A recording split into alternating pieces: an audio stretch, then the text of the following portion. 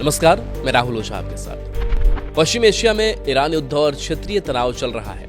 इस बीच हज भी है, जिसे लेकर सऊदी अरब ने इस साल अलग तरह की तैयारी की है।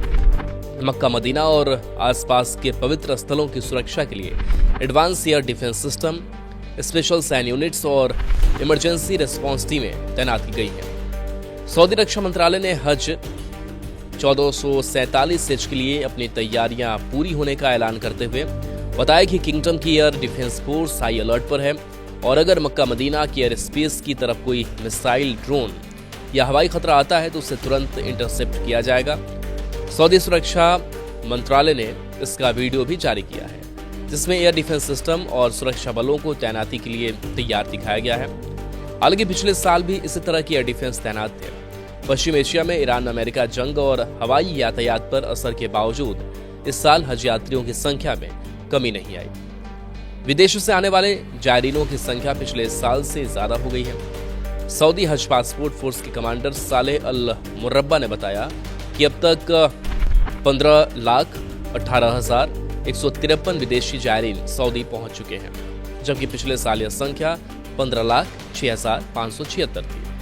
यानी युद्ध, महंगी फ्लाइट्स और एयर स्पेस संकट के बावजूद हज करने वालों का उत्साह कम नहीं हुआ है। अधिकारियों का कहना है कि अगले 2 दिनों में यह आंकड़ा और बढ़ सकता है, क्योंकि हज की औपचारिक शुरुआत 25 मई से 29 मई तक होनी है। इस साल हज ऐसे समय हो रहा है जब अमेरिका, इजरायल और ईरान के बीच तनाव चल रहा है। हालांकि एक डील पर सहमति बनती दिख रही है, लेकिन पूरी राहत नहीं मिली है। 28 फरवरी को अमेरिका, इजरायल ने मिलकर ईरान पर हमला किया था। इसके बाद जवाबी कार्रवाई में ईरान ने खाड़ी के बाकी देशों पर भी हमला कर दिया। सऊदी, यूएई, कतर में भी मिसाइल और ड्रोन अटैक किए गए। युद्ध कभी भी भड़क सकता है। ऐसे में जाहिर है कि सऊदी नहीं चाहेगा कि हज यात्रियों को कोई नुकसान हो।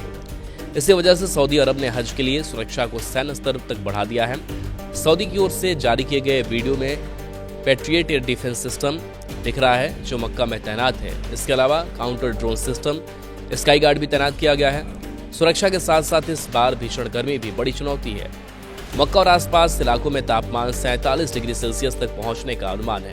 इसको देखते हुए सऊदी स्वास्थ्य मंत्रालय ने जायरीनों को छाता इस्तेमाल करने की सलाह दी है। कहा है कि इससे तापमान का असर 10 डिग्री तक कम महसूस हो सकता है।